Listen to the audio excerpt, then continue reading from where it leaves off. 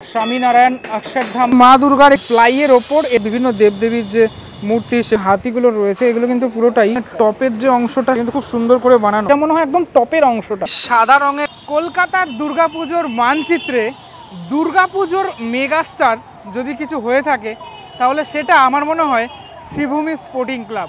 প্রত্যেক বছরের ক্রেজ দেখে যেমনটা মনে হয় প্রচুর মানুষের ঢল নামে, জেলা থেকে প্রচুর মানুষ এসে থাকেন, দেশ বিদেশ থেকে তো আসেনি।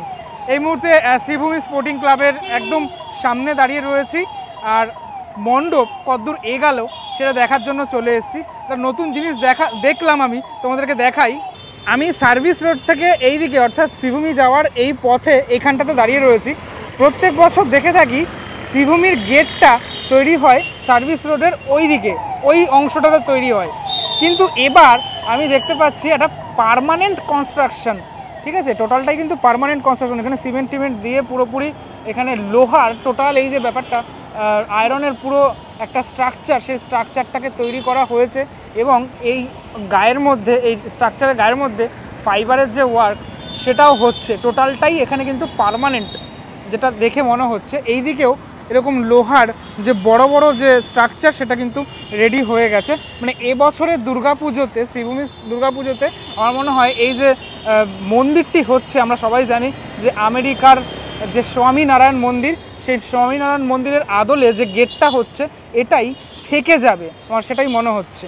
এদিকে ওদিকে বহু এরকম ফাইবারের ওয়ার্ক সেগুলো কিন্তু রয়েছে, যেগুলোকে সেট করার কাজ এখনও বাকি। এটা টোটালটাই এই গেটের যে অংশ সেটা। আমি যদি একটু জুম করে দেখানোর চেষ্টা করি, এই কাজগুলো এই স্বামীনারায়ণ মন্দিরের আদলে যেহেতু তৈরি হচ্ছে মণ্ডপ, এই অংশগুলোতে টোটাল বিভিন্ন দেবদেবীর যে মূর্তি সেগুলো রয়েছে, এরকমভাবে ডিজাইনটা করা। এই হলো ফাইবারের আরও একটি ওয়ার্ক। দেখো বিভিন্ন দেবদেবীর যে মূর্তি যেটা বলছিলাম আমি, সেটা রয়েছে এখানে, যেটা এই টোটাল এটার গায়ের ওপরে লাগানো হবে। এটা কিন্তু খুব সুন্দর করে বানানো, এরকম অনেক রয়েছে। ধীরে ধীরে এগুলো পুরোপুরি ব্যাপারটাকে তৈরি করা হচ্ছে। এবার দেখাই মা দুর্গার একটি মূর্তি, সেই মূর্তিটিও এখানে তৈরি হয়েছে। কি অসাধারণ কাজ না, খুব নিখুঁতভাবে কিন্তু ব্যাপারগুলো তৈরি করা হচ্ছে। এই পুরোটাই যখন লেগে যাবে একদম এই টোটাল মন্দিরের অংশটাতে বা গেটের অংশটাতে, তখন কিন্তু দেখতে আরও সুন্দর লাগবে।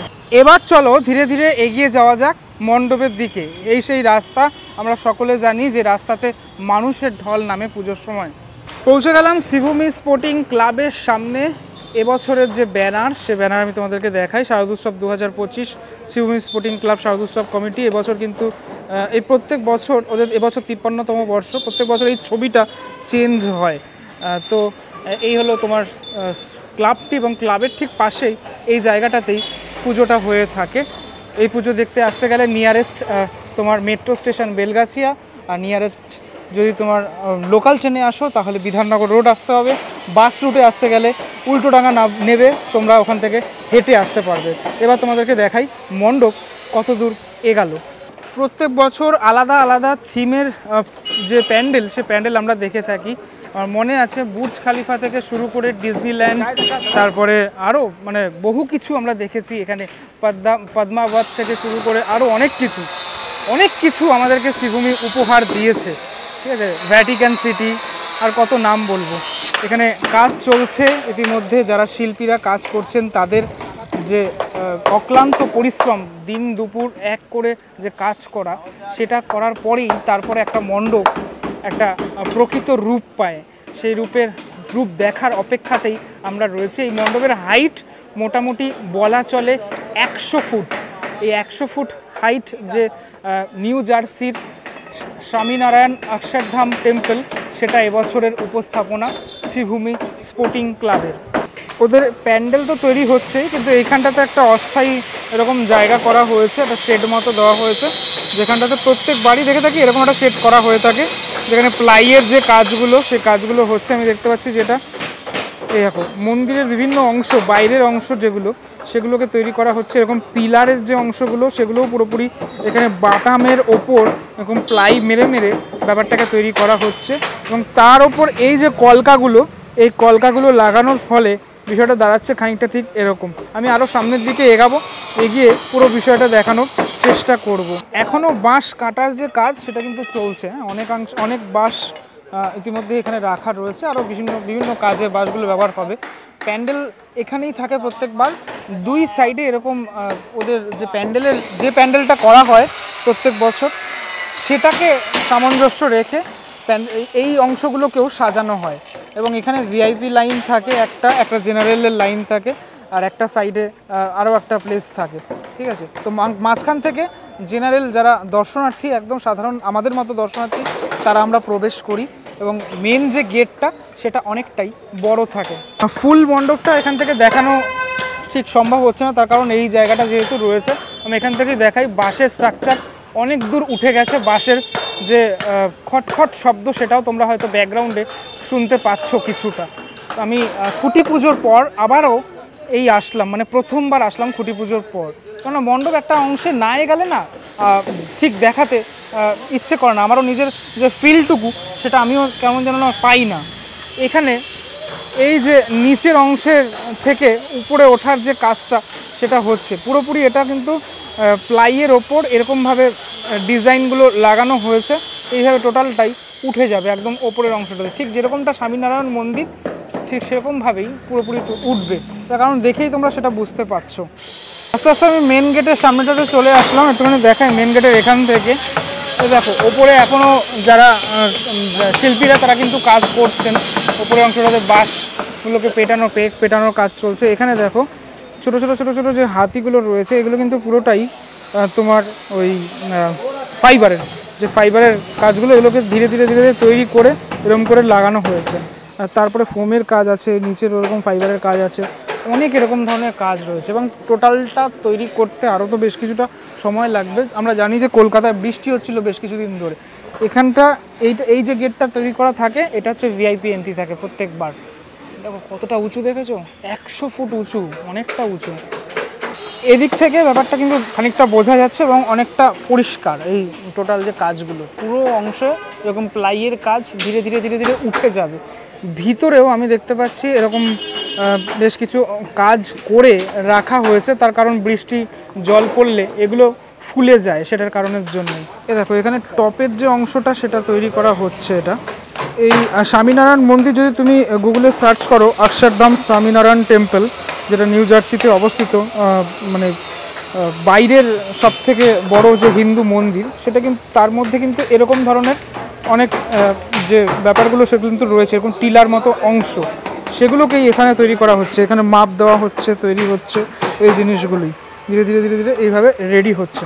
এগুলোকে পার্ট বাই পার্ট করা, হ্যাঁ, কারণ একবারে তো বড় অংশটা দেখানো মানে পুরো ওঠানো সম্ভব নয়, তারপরে ওখানে গিয়ে পুরো পার্ট করে লাগানো হচ্ছে। চলো এবার বরং চলে যাই ভিতরের অংশটাতে। এখানে সিভিং স্পোর্টিং ক্লাব লেখা থাকে, এটা একদম ফ্রন্ট থেকে দেখাচ্ছি যতটুকু সম্ভব, একদম সামনে থেকে। ঢোকার মুহূর্তে এই জায়গাগুলোতেও কাজ থাকে, হ্যাঁ। এখানকার শিল্পী আমরা জানি, শ্রীভূমি স্পোর্টিং ক্লাবে প্রত্যেক বছর শিল্পী রোমিও হাজরা তিনি কিন্তু কাজ করে থাকেন, এবং তার যে শিল্প নৈপুণ্যতা সেটা আমরা দেখে থাকি প্রত্যেক বছর। এই যে রয়েছে খুঁটিটা দেখা যাচ্ছে এখান থেকে, খুঁটি পুজোর সময় প্রচুর ভিড় হয়েছিল, আমি এসেছিলাম, প্রত্যেকবারই ভিড় হয়, সেটা তো স্বাভাবিক ব্যাপারই। ভিতরের অংশটাতে আপাতত দেখতে পাচ্ছি প্লাইয়ের এই কাজগুলোই চলছে। দেখো এই টিলার মতো যেগুলো অংশ মন্দিরের বিভিন্ন অংশে থাকবে, সেগুলোকে নিয়ে আসা হচ্ছে, বাইরে নিয়ে আসা হচ্ছে, এগুলোকে সেট করা হবে। এগুলো কিন্তু হালকাই, হ্যাঁ, পুরো ব্যাপারটাকে পুরো উঠানো হয় এর ওপরের অংশটাতে। আচ্ছা, ভিতরে এদের শ্রীভূমি স্পোর্টিং ক্লাবের যে এই যে মেটালের যে অংশগুলো, এটা পুরোপুরি পার্মানেন্ট থাকে, আমরা প্রত্যেকবারই দেখে থাকি। এবং মাতৃ প্রতিমা থেকে থাকে ঠিক এই জায়গাটাতে, সেটা সকলেরই জানা। প্রতিবার যে মণ্ডপ হয়, মানে যে জিনিসের আদলে তৈরি হয়, সেই জিনিসের আদলে ভিতরটাও সেজে ওঠে। এবছরও তার অন্যথা নয়, এগুলো মনে হয় ভিতরের অংশটাতেই লাগানো হবে। তারপরে এই স্বামীনারায়ণ অক্ষরধাম টেম্পলের ভিতরটাতে যেরকমটা জিনিসপত্র রয়েছে, আমি কখনো যাইনি নিউ জার্সির এই মন্দিরটাতে, তোমরা গিয়ে থাকলে অবশ্যই আমাকে জানিও, বা অন্য কোনো স্বামীনারায়ণ টেম্পলে যদি গিয়ে থাকো সেটাও জানিও। এটা মনে হয় একদম টপের অংশটা, ঠিক আছে। এটা কিন্তু অনেকটা বড় আমি দেখতে পাচ্ছি, এটা সব থেকে বড় দেখলাম এটাকে। ভিআইপি এন্ট্রি দেখালাম, ওদিক থেকে ভিআইপি এন্ট্রি থাকে, যদিও ওইদিকে আরও অনেক এরকম জিনিসপত্র রয়েছে। আর এটা থাকে হচ্ছে ওদের এক্সিট, যেখানে এখন এই কালো রঙের যে প্লাস্টিকটা সেটা দেওয়া রয়েছে। এই অবধি দর্শনার্থীরা দেখতে পারেন। এখানে প্রণামী বাক্সটাও থাকে প্রত্যেক বছর। শ্রীভূমির অষ্টমী পুজো নবমী পুজো প্রত্যেকটাই অনেক খুব নিষ্ঠা সহকারে করা হয়। এই যে ব্যারিকেড দেখতে পাচ্ছ, এই ব্যারিকেডের ওপারে আর মানুষজন যেতে পারেন না। মা আসার আর তো কিছুদিনেরই অপেক্ষা, তার আগে এই জায়গাটা দেখলে আমার প্রত্যেক বছরের কথাই মনে পড়ে যায়। এখানটাতে পুরোপুরি এই জায়গাটা পুরোপুরি এরকম তোমার পাথরে এখানে এভাবেই বানানো থাকে এবং এখান থেকে মা দুর্গার যে আগমন সেটা ঘটে থাকে শ্রীভূমি স্পোর্টিং ক্লাবে। এই অংশগুলো অনেক দেখতে পাচ্ছি এখানে, ঠিক আছে, যেহেতু মণ্ডপটাই স্বামীনারায়ণ মণ্ডপটাই মন্দির যে টেম্পলটা, তার মধ্যে এগুলো অনেক আছে, এদিকে ওদিকে অনেক ছড়িয়ে ছিটিয়ে আছে। আর শ্রীভূমি স্পেসটা যেহেতু খুব বেশি যে বড় সেটাও না, তাই জন্য এভাবেই তৈরি করা হচ্ছে টোটাল মণ্ডপটাকে। আমি যদি উপাদানের কথা বলি, এখানে প্লাই, বাঁশ, বাটাম এসব দিয়েই মোটামুটি পুরো টোটাল মণ্ডপটা। আর তাছাড়া ফাইবারের ওয়ার্ক রয়েছে, বাইরে থেকে বাইরের কাজ এবং ভিতরের কাজ বিভিন্ন জায়গাতেই এই ফাইবারের ওয়ার্ক রয়েছে। এভাবেই টোটাল যে শ্রীভূমির 2025-এর দুর্গাপুজো মণ্ডপ সেটা তৈরি হতে চলেছে।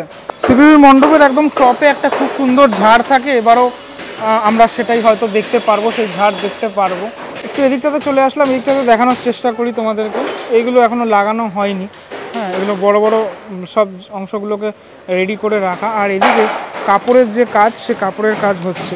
যেহেতু আমরা জানি যে এই বাঁশগুলোকে বাঁধার জন্য কাপড় লাগে, তারপরে এই অংশগুলোতে পুরোপুরি কাপড় দিয়ে, যেহেতু মণ্ডপটি টোটালটাই সাদা রঙের এরকমভাবে হতে চলেছে, মানে এর উপরে তো পুরোপুরি রঙটাও করা হবে, পুরোপুরি যেহেতু হোয়াইট কালারের হতে চলেছে, তাই লাইটের যে কাজ সেটা কিন্তু এই বাড়ির ওপরটা থেকেই মারা হবে।